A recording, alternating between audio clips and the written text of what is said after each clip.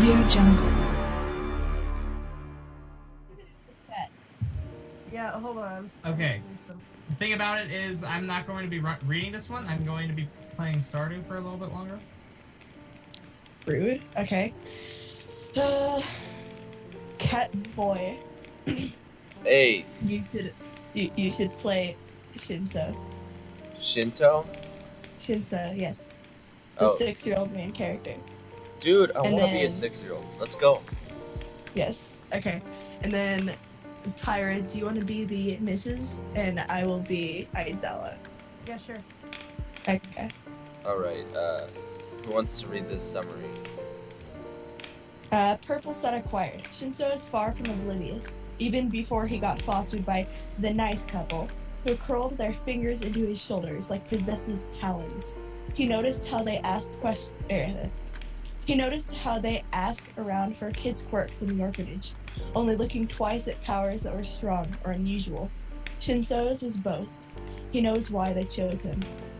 But he's only little. His neighborhood isn't nice enough to have a hero on patrol every day. The police will want proof that he can't give. So when Eraserhead is tracing a path along the rooftops one night, he knows this might be his only chance. Okay. And I'm gonna do the notes. Let's go. For big gay, big worm Discord, bless ya girl from tossing this series idea back and forth with me. I'll get good shit very, very soon. This is merely step 1 in a very long, very fluffy series. It's probably the first real bit of drama, and others will be less serious, or at least easier to deal with. A kid in a bad home is nothing easy. See end of word for more notes. Alright, who's gonna be the narrator? You are. Oh, I didn't realize that. Well, let's go!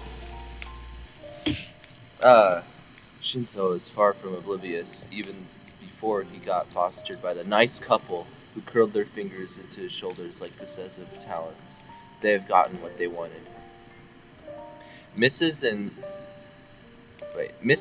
Mrs. Kagami seem like an eagerly young couple to the adults at the orphanage. They all ask the right questions to the point of going above and beyond, asking about quirk care for each and every child they've come across, smiles blooming for each tentative wave in their direction. Shinso sits alone with the few careworn stuffed toys. Shinso? Yeah. Oh, alright. Don't say to you. Yeah, just Shinso. It sounds like a soup. Alright. It is. You're not wrong. Shinso sits alone with the few careworn stuffed toys he'd managed to borrow from the toy box and watches them silently. At first glance, they are too bright to look his way. When they meet his eyes after the matron tells them his quirk, he can see something wrong point the edge of their smiles.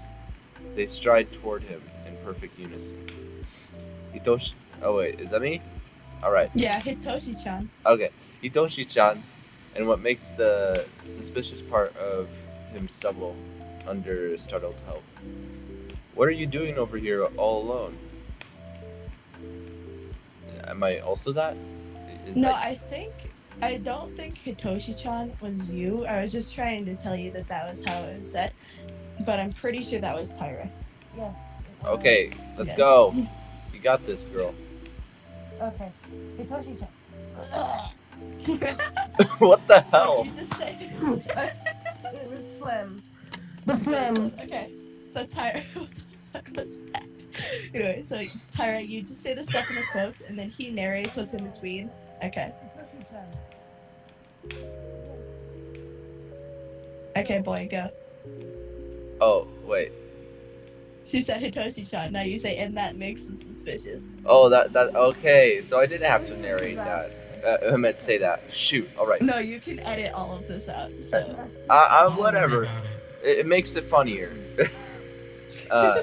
And that makes the suspicious part of him stumble under startled hope.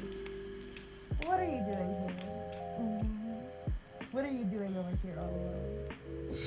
And then, is this me?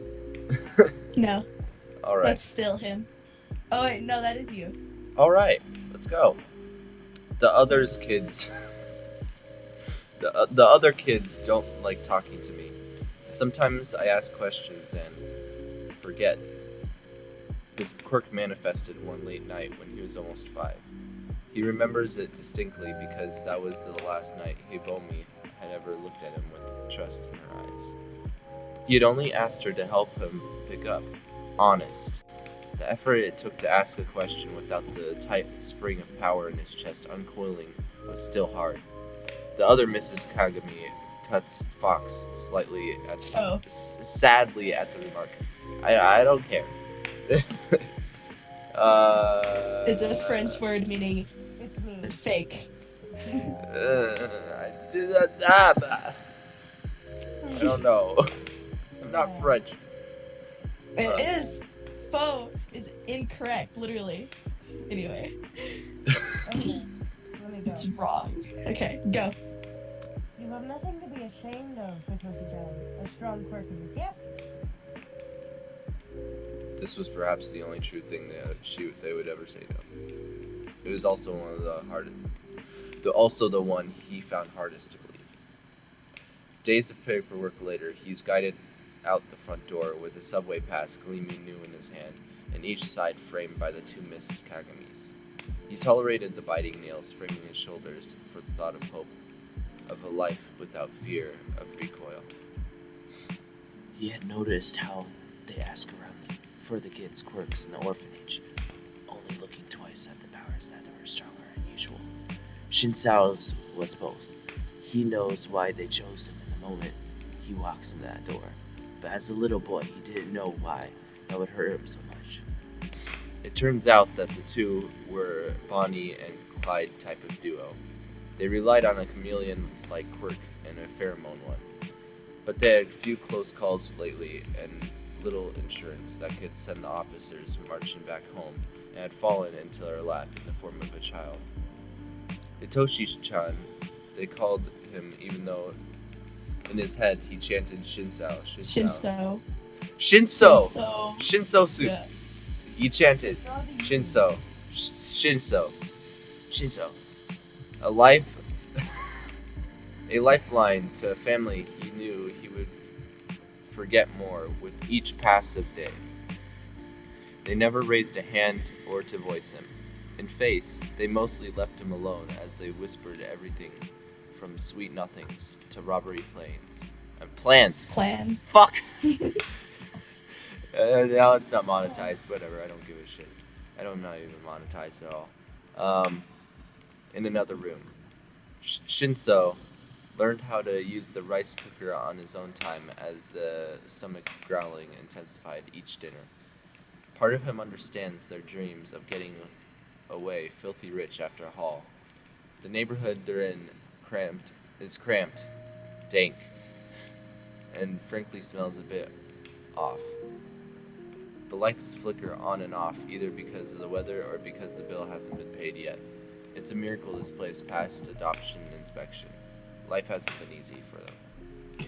But that didn't make what they were doing right. But he's only little. His neighborhood isn't nice enough to have a hero on patrol every day.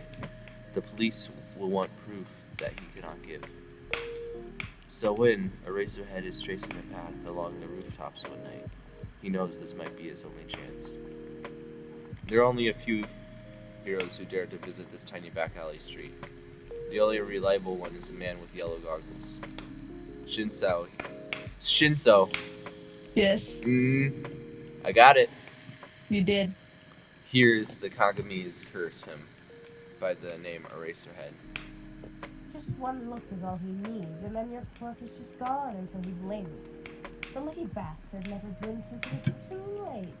If we're stuck here, it's his fault. Hard to turn around that wretched man. Long fingernails rake through Shinso's hair in a moment of kindness. You are a sweet golden ticket, though. He'll never think twice of it. Oh, how Shinso wished he would. So much when he finally saw Eraserhead linger on the rooftop across from his. He scrambled out onto the balconies and waved at him. Eraserhead stilted unnaturally as he clambered up the slightly rusty stairs to the very top of the roof, so that they could be at eye level. Or at least that's what he thought he'd achieve, but instead the hero leaps across the roof and scoops his small body up in a protective curl. Kid, you know it's not safe to... Shinso cuts him off. You're Eraserhead. There's a pause, like a slow heart. A hero. My name is Shinso Hitoshi. You'll help me win then, won't you? A sigh, so quiet, slides out of the said hero's nose. That depends on the problem. I don't do homework or lost pets. No, Mr. Eraserhead. I need you to stop my foster parents. They're planning a robbery and they want me to help. Shinso! Yeah, that's good. Can see the eyebrows raising sky high. I wouldn't lie to you about that, sir. But no one else will believe me, will they? So I had to tell you. Why would they want you to help? The question is sincere, instead of scoffing, which has already made a marked improvement from how he feared this might go. You can't be more than 5. I'm 5 3/4, going on 6. Shinso insists with a squirm that makes Eraserhead tighten his hold. They want me to help because of my quirk. They think I can stop you. You know why? Why? Aizawa indulges before his pupils go milky white and arms so stiff. They don't let him go. Set me down. Eraserhead does so in a slow, jerky movement, swallowing. Shinso pulls the feeling in his chest taut again and watches those eyes clear and focus sharply on just him. My quirk is... Oh, now that's you. Go ahead. No, that's you. No. My quirk is brainwashing. Oh, that's me? That's you. Yeah. Oh, man. Shit. Aizawa's quirk is erasing other people's quirks. Erasure. Yeah. Eraser. Yeah. Erasure. That's what its quirk is called. Oh, yeah. My quirk is brainwashing. If I ask a question and I get an answer, then it's up to me to decide everything. How many people, how long it lasts, and what they do. It's still hard not doing it more than to do it.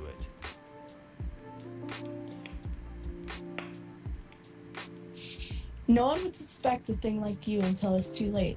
Huh. Shinsao wrings his hands together as Eraserhead thinks, waiting to be accused of something. Only a villain. You were very, very brave. That's me. Oh, nah, shit! You were very brave to tell me. Are you safe for now? Yes. I don't see them much in the robbery. He sounds it out carefully on his tongue this time. Such a small word. Won't be until next week. The hand in his hair is unexpected. Skin presses into his scalp. Friendly, firm hair ruffle as it's pushed out of his face. Such a cutie. Okay. Yes. The contrast to the gentle talons that he's been used to recently that sweep his hair this way and that. Why does guilt build in his throat when he thinks of his hero's hand feels more welcoming than his current foster parents? Eraserhead watches him clamber back into his room and shuts the window before leaving. Shinso manages to sleep 10 whole hours that night, with the window unlocked just in case for the first time in ages. Content and warm in knowing that things will be fixed. He slips into the kitchen a few mornings later as the Kagamis slip out with their purses. He is not there when the police put him in handcuffs, Eraserhead apparently having brought blueprints and notes in their handwriting, along with the knowledge of an anonymous informant having tipped him off. Anonymous for their safeties, like he insisted. When the women sob about their adopted son having been left alone at home, the officers trade looks. There's also been a suspicion of neglect case mentioned. With time, it would pile high as the proverbial ceiling and then some. That For was now. correct spell, yeah. Okay, For now, erase. for now, Eraserhead slips out to go collect the child on his own. No one stops him in the street. He looks like a normal, if very tired, 20-something wandering with purpose. Clambering up on the rusty steps instead of heading for the door, Eraserhead raps his knuckles on the windows once, twice, and there's Shinso, white eyes. He slides the window open with some trouble as he's only using one hand. The other is rubbing rice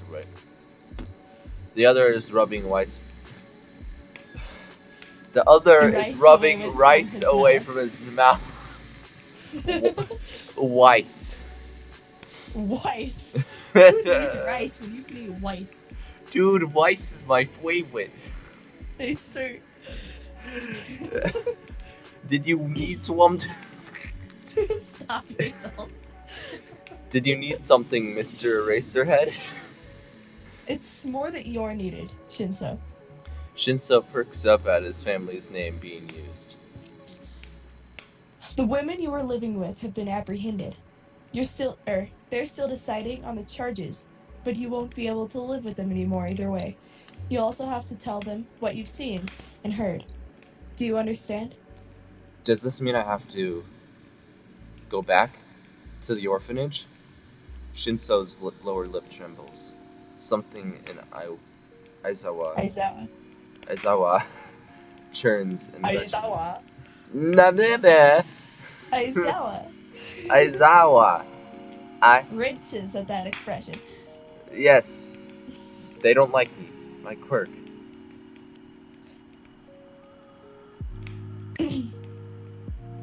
You? Oh, because it just sounds like it should go on because I'm supposed to cut you off. Okay. Is what you make of it. It's the same thing Aizawa had told himself over and over in some attempt to beg it was true as a child. As for where you go, As for where you'll be going, I will take you on during the case. Just for the case. he warns sharply when Shinso's mouth gapes open and his eyes sparkle. The whole case. Shinso breathes like it was the best thing anyone could have offered, doubled for no reason. With Eraserhead? Don't call me that in public. My name is Aizawa Shota. If anything, this only seems to make the kid brighten more. Come on now. I haven't got all day to crouch in front of this window like a stalker. Yes, Mr. Aizawa. Shinso. Yes, Mr. Aizawa, you do have all this time to sit in front of my window like a stalker. Anyway. Okay, boys.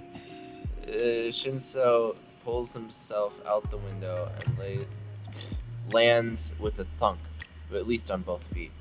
He looks up at Aizawa and makes a boarded move with both his arms, reaching up to ask to be picked up. Aizawa knows so little of Shinso's past, but to hesitate to ask to be carried seemed unthinkable. So he scoops him up anyway. The kid Come on, roll up. There we go. The kid hardly weighs anything, but then again, most 5 3/4 kids probably didn't weigh as much in any case. He hides his face in Aizawa's shoulder, or is it a scarf, almost immediately and breathes. It tickles and takes everything in him, not just shifts Shinso away. Somehow, he didn't think that would end well at all. Have you eaten anything besides the rice on your face? His tone is weary until he sees Shinso shake his head no against his shoulder. Not a good sign. Well, what? all I have is this right now. This juice pouch. I'll get you something for lunch soon enough. Or soon, though. Shinso hums vaguely, but takes the juice pouch as he unearths it readily. He drinks it in what must be in less than half of a minute before crumbling it in his hand and holding tight all the way to the station. This isn't going to be easy on either of them what lies in there, but for now, at least they have the comfort of each other and knowledge they aren't coming home alone. The future ahead is far brighter than they imagined today. Did I do the right thing? Shin Sao whispers. So, Shinso. Shinso, the Pinto. Shinso whispers. What about pinto beans? Dude, I love pinto beans. It's They're my Shinso favorite. the Pinto bean. Who's Shinso the Pinto? No, it's Shinso pinto bean There's soup. inside of that fish mouth. Okay. What? What? Get out of here. Okay, we're moving on. Let me Did I do move the on. right thing, boy? I'm gonna crash and burn. Alright, let's go. Shinso whispers shakily as they hover outside. The joy of being taken away by a hero is dulled somewhere and reality sets in. They weren't afraid of me like the others, but I... You did what you knew was right. At the end of the day, the police will decide if it was lawful. It was. Aizawa knows it was, but personal justice that struggled in Shinso's heart. Sao! Alright, What was that? it was a freak out. Screaming.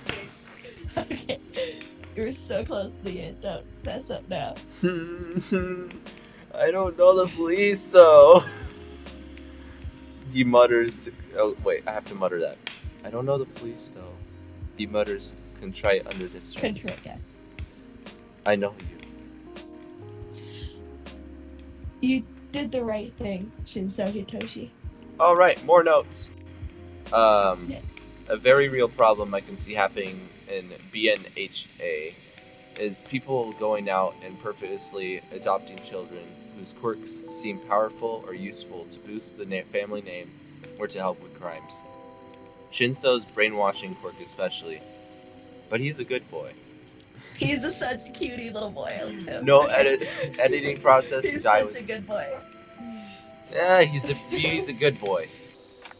No editing process, we die with typos like women. January 16, 2018, because so much procrastination, ready to do part 2. See if you want to. I read part 2, and they only have 1 of 3 of them posted right now. So we're not gonna read that right now.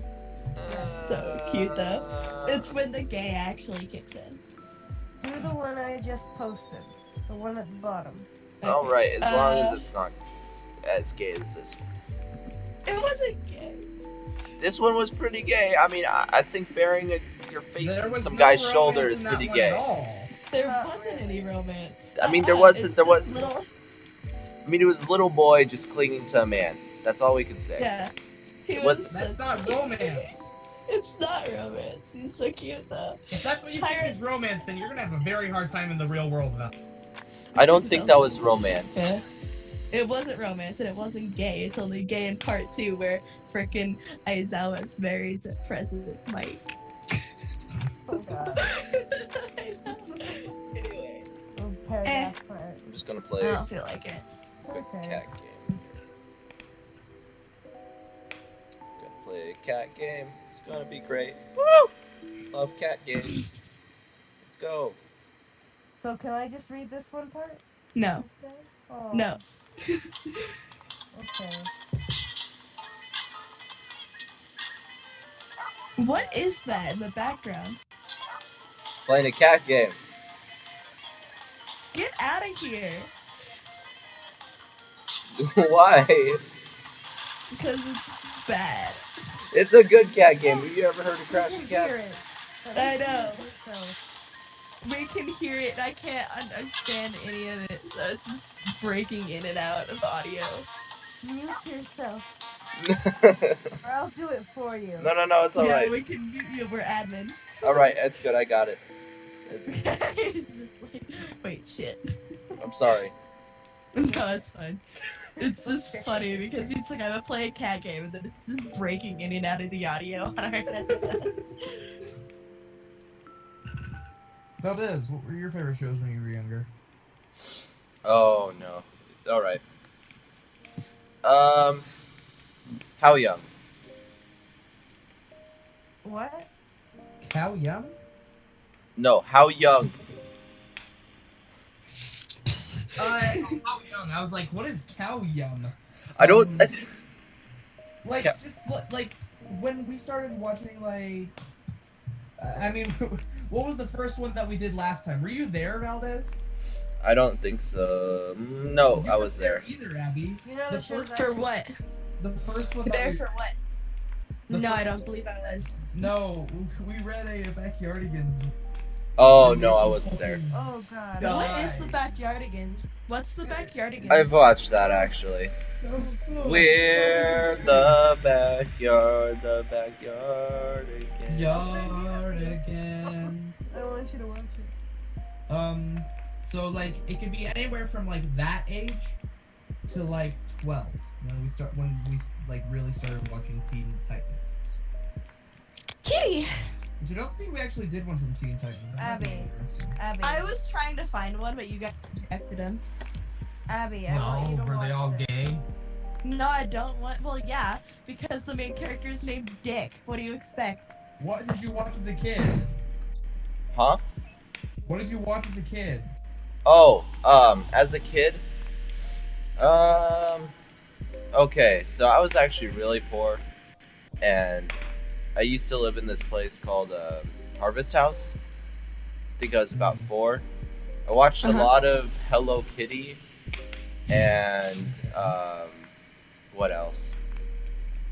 If we move up the time scale a little bit more, I also used to watch The Amazing World of, no, not Amazing World. Hey. The Misadventures of Flapjack. You know Flapjack? Okay, Yeah, Flapjack. I watched And none of these things. I don't know how I feel about them. and I also God. watched Chowder. Chowder was No. one of my favorites. He's so cute. All right. I think the one that I thought was okay. It's a little bit long, but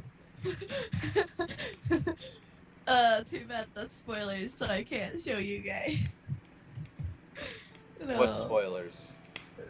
I mean, this is gonna go on YouTube, so unless you edit it out, it's spoilers for anyone who watches it for Infinity War. I can bleep it. That's true. At the beginning of Infinity War, when dies, that's when you die. The rest of the movie is just Marvel repeatedly shooting at your corpse. Oh my god. That's pretty bad. It's pretty it's true. pretty true.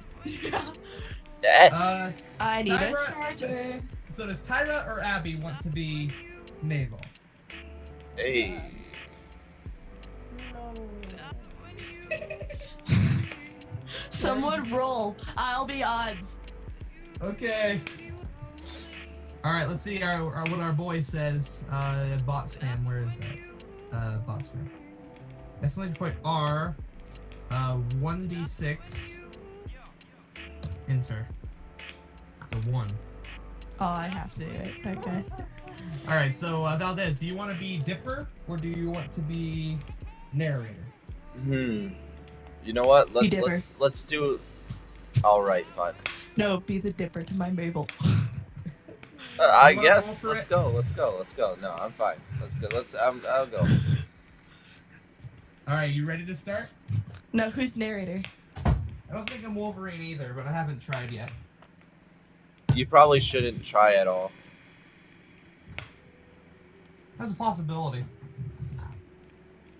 I mean, have you ever Okay. gotten a cut before and it like vanished? No, I cut off my arm once and I had another one the next day. You think it's possible maybe somebody could have sewed it back on? I mean, it was made out of metal, but it was back. Well, that would make sense.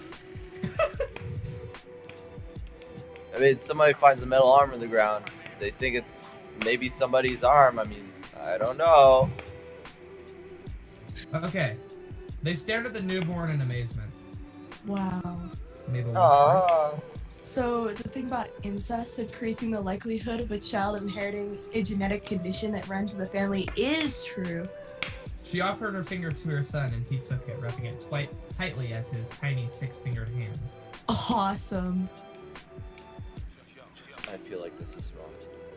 Oh, it is. Go, Dipper, to my Mabel. Where are we? Do you know? One! You're Which is the second one? Do you think? Do you? D, you. Is it Go. is it at the top or is it where? It's around the God. Fourth It's fucking down. I'm going down. I don't know where it is. Do you think? Are you on the wrong one? Am I? 'Cause I'm we're on, doing the- I'm on Storms we're to doing the remember. second one. We're doing the second one right now. Oh, Dipper. crap. You're the fucking wrong one. That's clear. Stop yelling at me. I didn't do anything wrong. We're gonna yell at you. You're gonna make me cry. Yeah, freaking cry, you worthless. No, I'm kidding. What the hell? I'm ripping down your self-esteem.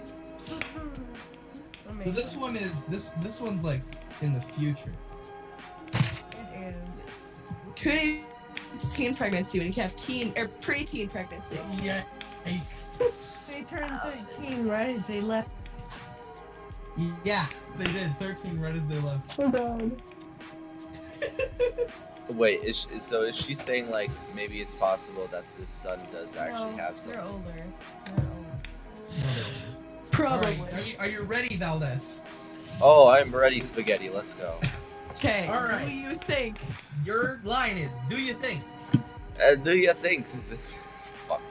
Do you think his You middle? can't even say that one line normally. Okay. Say it! Ooh. Ooh. All right. Thinking. Let's go. Do you think his middle name should be Stanford?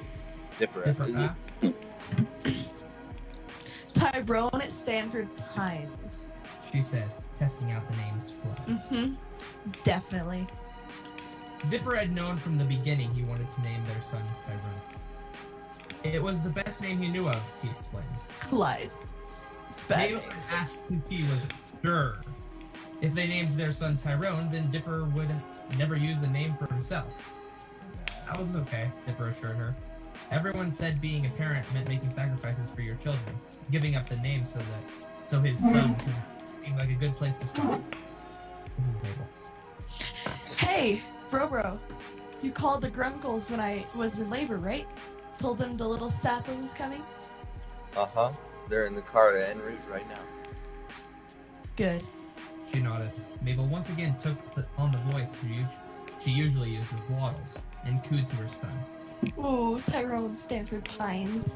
Your great Grunkles are coming to see you. In a slightly concerned tone, Dipper ventured, Grunkle Ford told us that he was teased at school for a lot of his hands, right? And only Grunkle Stan would protected him. And I mean, Tyrone wouldn't have a twin to protect him. Yeah. Mabel admitted. But kids are mean. Everyone gets teased for something. If not for their hands, they're probably just going to get picked on. Or pick some character trait of his and tease Tyrone for that. Like how I was teased for Silly. This way at least we know that the teasable trait is from the start. And we can teach him to be proud of it and not listen to them. And besides, She added. I think the kids in Gravity Falls are used to the strangeness. They won't care as much as kids in Jersey did. And if some do, then it will be just an easy way for Tyrone to weed out the assholes. No one needs to waste time on them. And imagine, Mabel added, excitement mounting in her voice. what if he becomes a great guitarist or something because he can hold down more strings at once? Dipper laughed. Maybe. A moment later, Mabel's eyes lit up and she remembered something. Dip, get the sweater. It's in the bag. Throughout her pregnancy, Mabel had worn a starry, more or less astronomically accurate maternity sweater she'd knitted, with a little Dipper stitched in sequins across her back. Then, she'd made one she'd made one for the baby out of the same deep blue yarn. Dipper had pointed out, and she had somewhat reluctantly agreed, that the sequins on the baby's sweater would be itchy and ill-advised. So on this one, the constellation stars were marked with knots of white yarn. Dipper retrieved the sweater and then surveyed Tyrone. Dipper.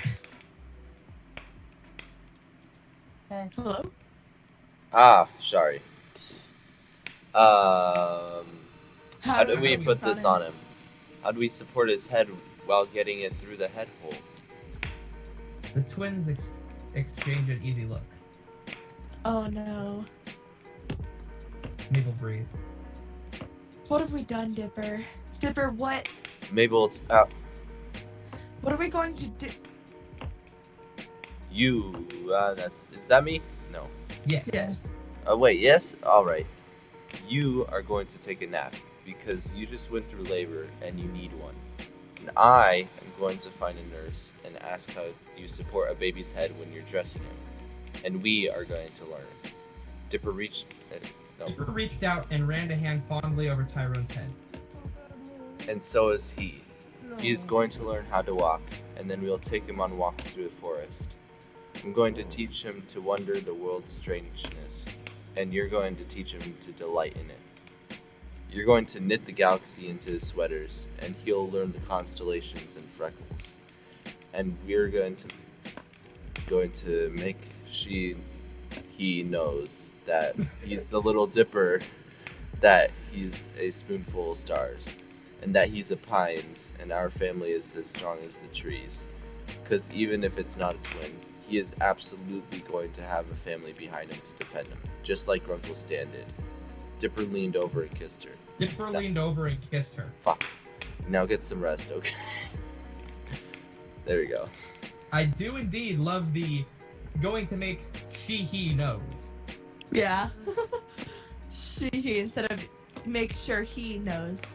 Yeah, it's make he knows. What? Fine. Storms to remember. Pinecest freeform, fluff, angst, tiny bit of smut, and memory loss. Oh, I thought it said 31,000 words. And it was like, you guys are not reading this all in one night. Storm stories. Notes. Storm stories are a Pinecest tradition. The sky is gray. The air is cool. The wind is restless. Stop. Yet some We are gay as fuck.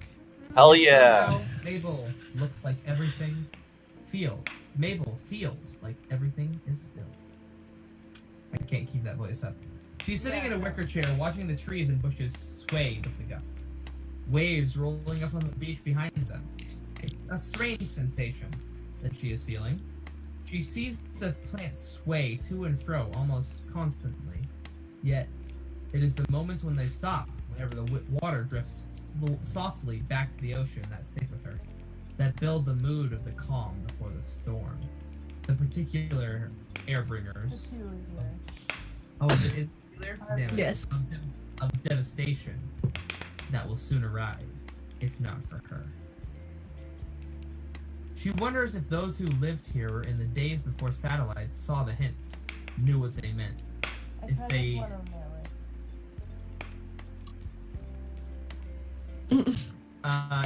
have merely we'll let you Just narrate the next one. Just suddenly, I want to narrate. I don't like your voice. Get out of here. I want to do it. kind of want to. Yeah, let her We'll narrate. let you narrate the next one. That was funny. Just suddenly, Tyra. If they would have merely thought some lesser storm were on its way, a simple rain shower, or the vibrant power of thunderstorms, all dwarfed equally by the maelstrom now coming. How they could have known any difference in the sign without mankind's mechanical eyes in the sky. What is that word? It's a somewhat Maelstrom. disingenuous? Disingenuous. Ingenious. It is Disingenuous. ingenious. Or the opposite of ingenious. Awesome.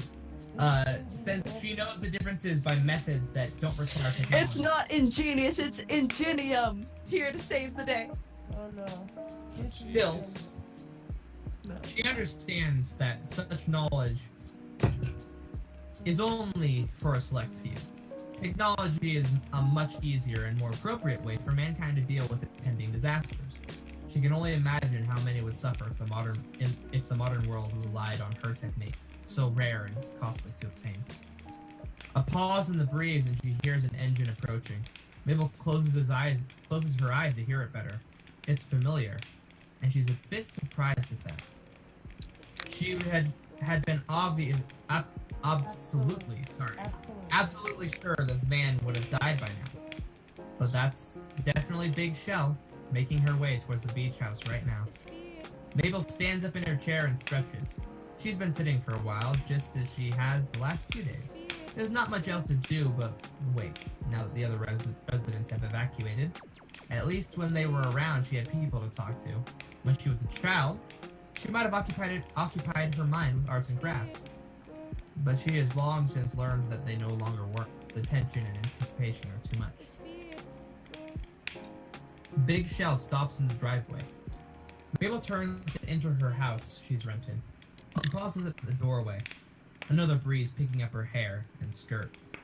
When she was young, the former was long and the latter short. But now they've switched. She smiles at the memory, as she often does when such changes come to her attention. She makes her way through the house and opens the front door to find a grizzled, bespectacled man fidgeting with a device next to the van.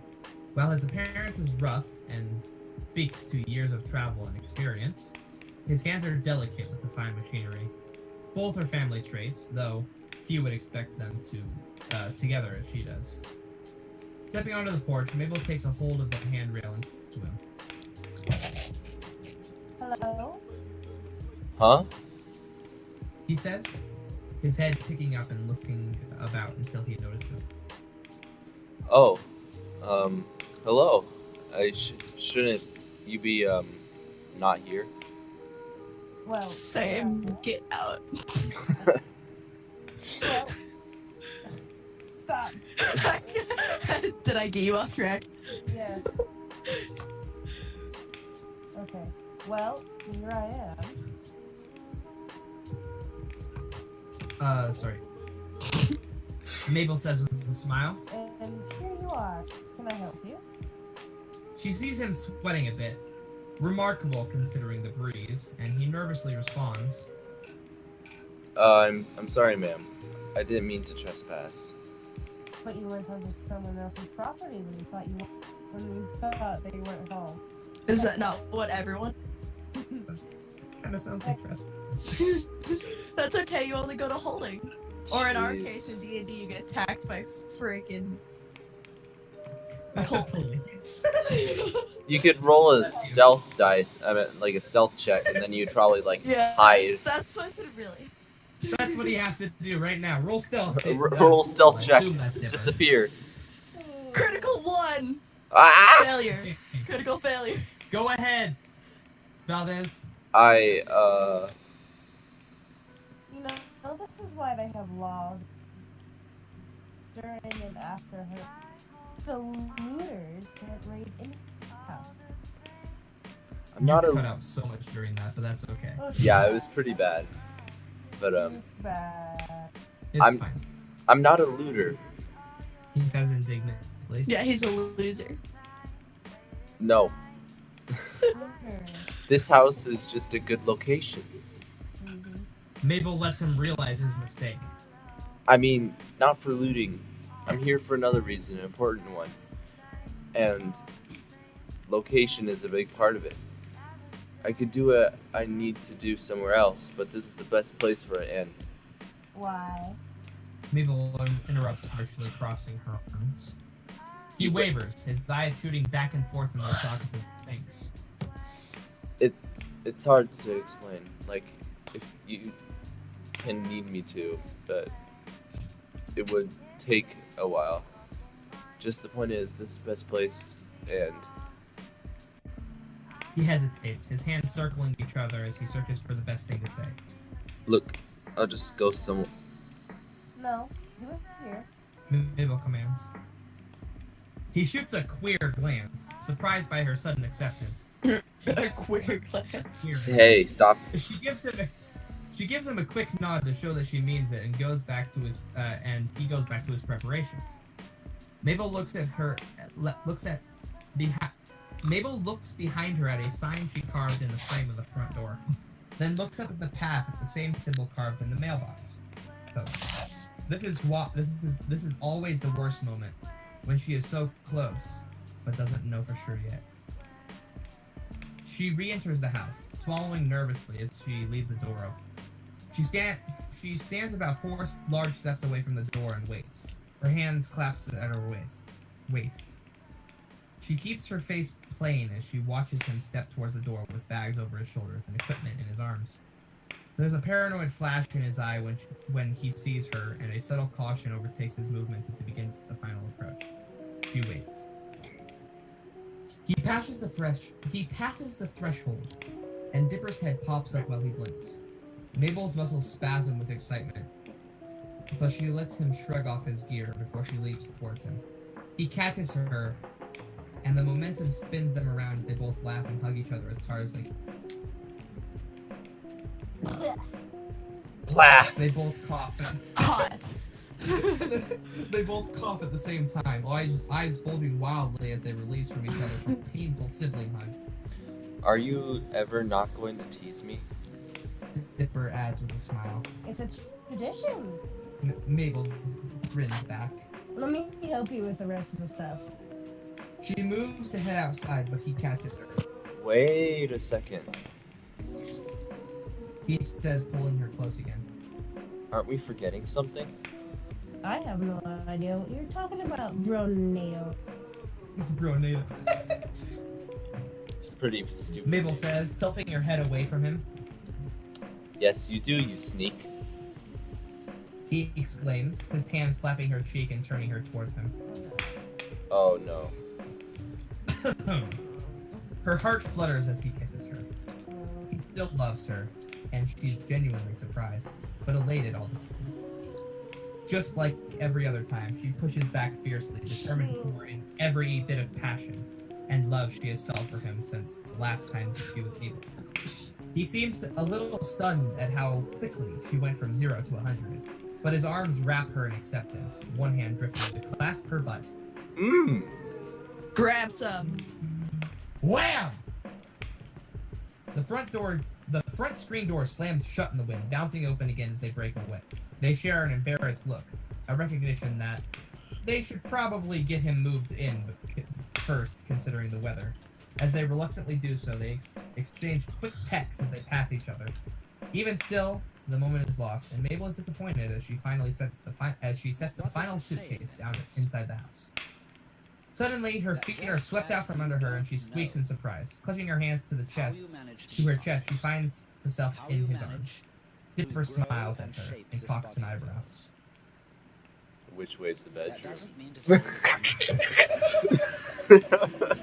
I said it the wrong way. Straight to the point. It's like, there we go!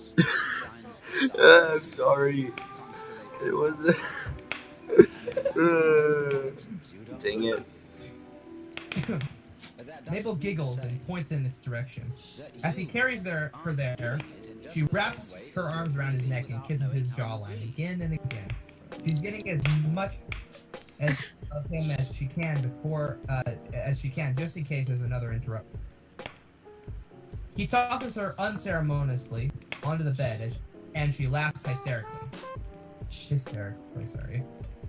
Mabel rolls to face him, and there's nothing in his eyes but desire as he mounts her. No. It says tiny amount of smut. She loves knowing that he still sees her like that after all these years. It's such an overwhelming feeling of happiness. Of course she's laughing. It's a feeling she's missed for so long. Something funny? Dipper mutters as he drapes himself over her, dragging his nose up to her collarbone and neck, nipping at her skin here and there.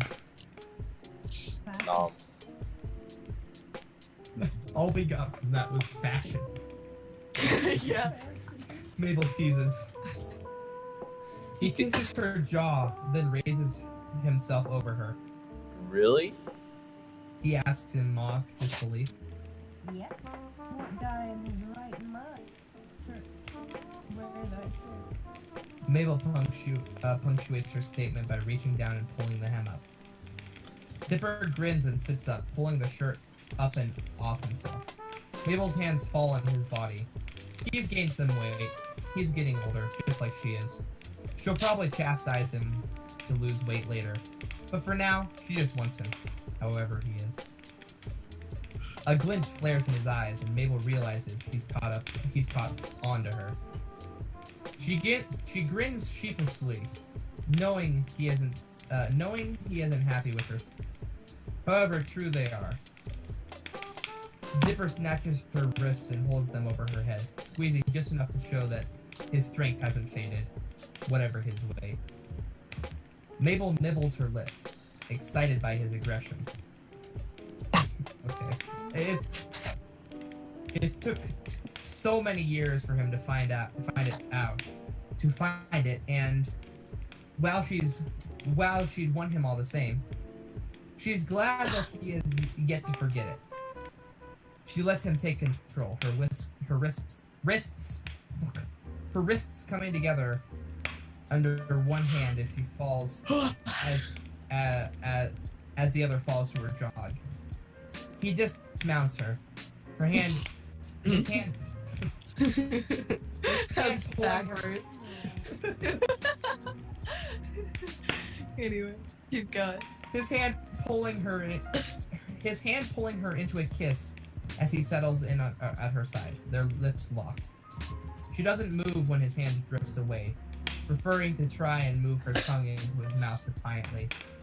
He appreciates her energy, accepting her with a husky hum while his hand passes up and down her body in slow, methodical strokes. No.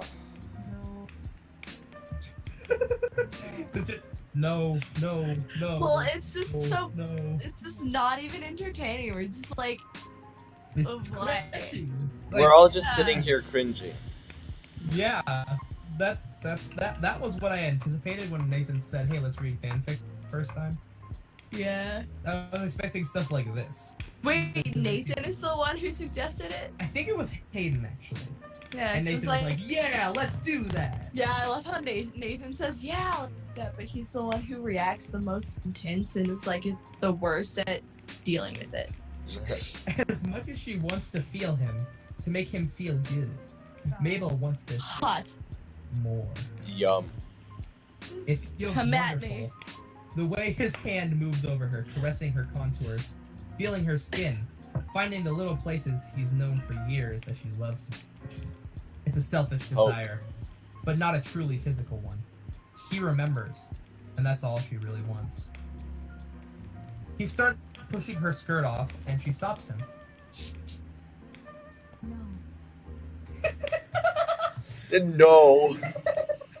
No. No. Just Tyra's just little, no, I could like... At least she didn't. Well, it was quite enough that we could make. I mean, What?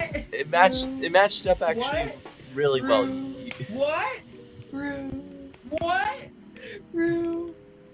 She says. She says, yanking his face to hers. She stares at him, a sudden need burning within her. It's random, unexpected, a memory filling through her mind of when they were younger. She had a skirt on, and they were by a lake. It was a much shorter one, and the lake was hardly an ocean. But they had made love in a vaguely similar circumstance, and that was the only connection she needed.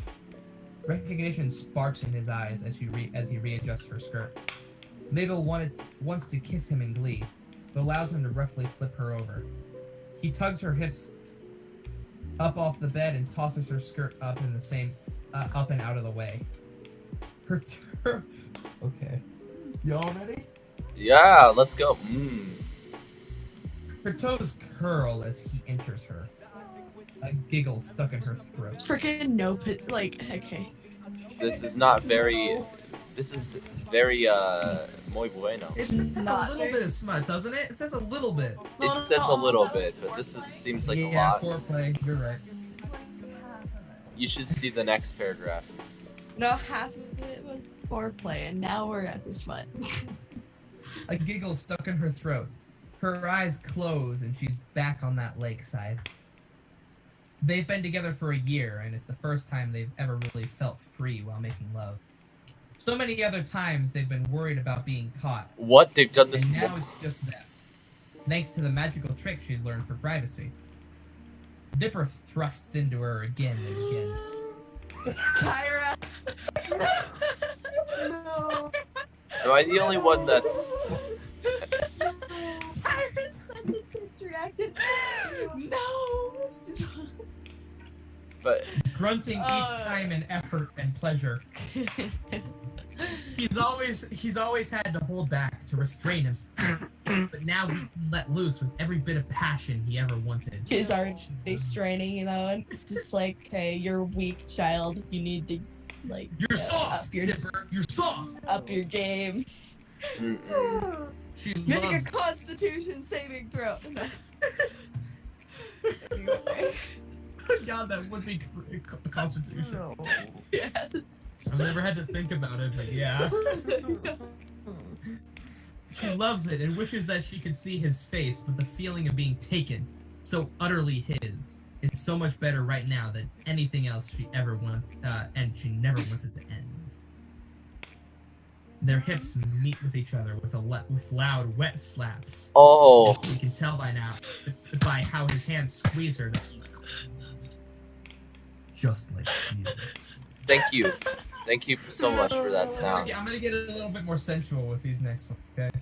No. Mabel wants to kiss him so much. You just dropped down like 20% volume. Mabel wants to kiss him so much, but it's far too late for that. Her eyes are rolling up, and she forgets if No. she's a girl by a lake or a Stop. woman by an ocean. No. Oh, Tyra, stop. No, stop. No. It's kind of like what Nathan did, except that Nathan's mic is incredibly loud and Tyra's. No. She goes over the edge and she loses control of her. Her mind fuzzes over as pleasure takes hold. Spasms shoot through her and everything feels amazing. Hot. Tyra. It's just Funny that Oh. you say that because, especially the new heat entering her No, as he no. reaches his oh, goal. I know what that is. It's baby food. No. It's the baby juices. Yum. It's my favorite. Use it in your cereal. Oh yeah, In your cereal. yeah. But what do you Get think out milk of is? here. It's exactly. It's the baby juice. No. Get out of here. No, no, He no. Stop. collapses and feels his weight lower gently onto her. No. He rolls to the side and pulls her into a close embrace. Literally, okay. Become one. She grabs his arms as they No. spoon and squeezes them affectionately as he whispers. What was that? That was not what you were supposed to say. You have a line here. Yeah, just give me a second. I'm trying to comprehend everything. He's All right. Mm. I love you. No. I don't In like. her ear. Then she Tyra. just passes out right there, just full on asleep. I don't like this. Good. Stop. No. Nope, we still got. Yeah. I know. I can It's read. a pretty good amount. We still got like 25 of it left. 25% left.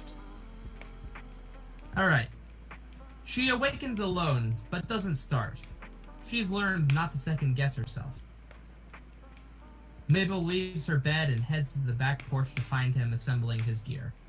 It's hard to tell how long she's been asleep these days. She used to be fairly sure by his progress, but he's gotten slower and they've both slept longer as the years have passed. How old are they? I'd say by the way that she's talking, like 30. higher 30s, lower 40s. Somewhere around there. She's talking about how old she seems, and that's about the time that they start doing that. Uh, Dipper Are you notices- kidding? Like my freaking dad, he's just I'm almost 50. Oh, I think I'm getting a little My old. dad. My dad is gone. My dad's like 42. Dipper notices her arrival and stops his work. He walks over to her and hugs her close, kissing the top of her head. She wraps her arms around his waist and they simply hold each other for a while, enjoying the proximity. Oh, how many? He asks. Just one. She answers. She resists adding. This time? He says anyways. Mabel frowns to herself in exasperation. She pulls away and flicks his nose. You knew I didn't want to say that. That's Missy Twin the thing. Dipper smiles. I wanted to say it. I want to make sure you know I mean it when I ask. That I care, even when I don't. Mabel sees What? pain in... I don't get it. Mabel sees pain in his eyes. It's the same every time. She hates it because it isn't truly his pain, or it shouldn't be. It's hers.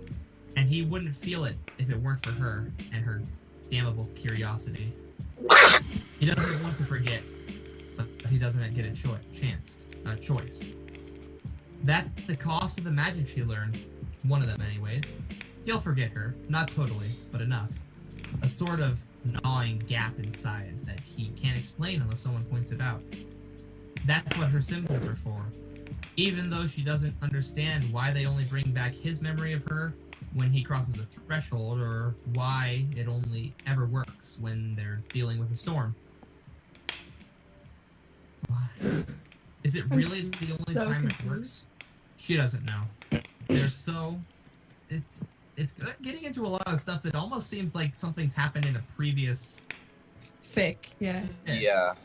It seems like. Or it's just being really, really, really like, oh, there's this thing that I don't want to talk about, so I'm not going to until...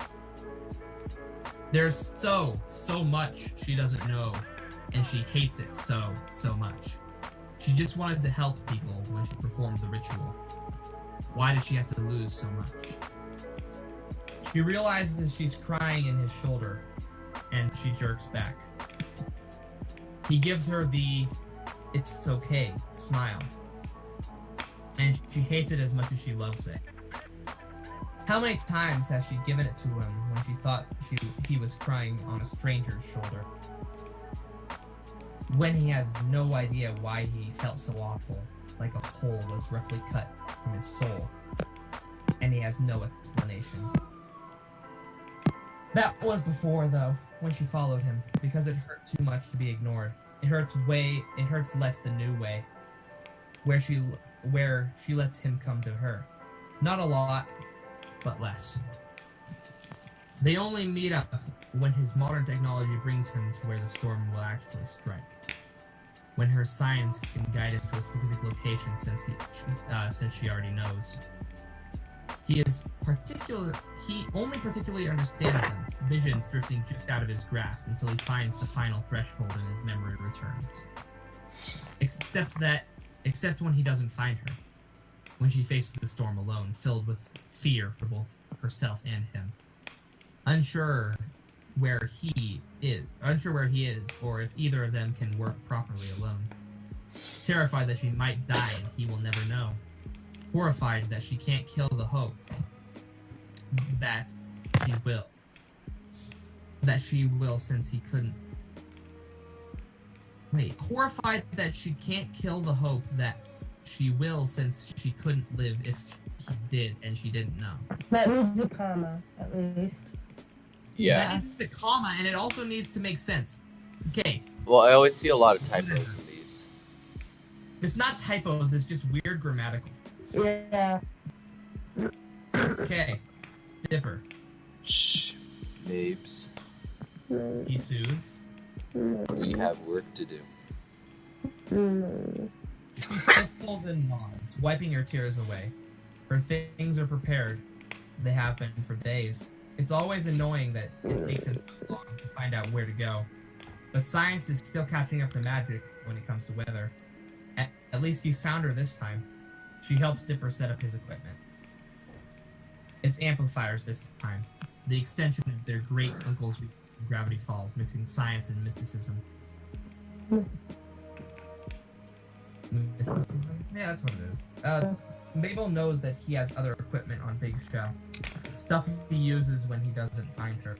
She doesn't know how well it works, or if he understands why he keeps the amplifiers when he doesn't remember. But she doesn't want to ask. It's better not to think about how things go during these times. She figures. It always works best this way, together, science and magic, hand in hand. She'll never understand his toys, and he'll never understand hers. But they don't need to. And he has his part. He has hers, or she has hers. Two cogs locking together in a single perfect machine. An hour later, they're done. She's cast her spell. His machines have whirred and glowed. They read the winds in their own ways. Her by the scent, him by the radar. The sky is still gray and the sea's still rough. But they know they've succeeded.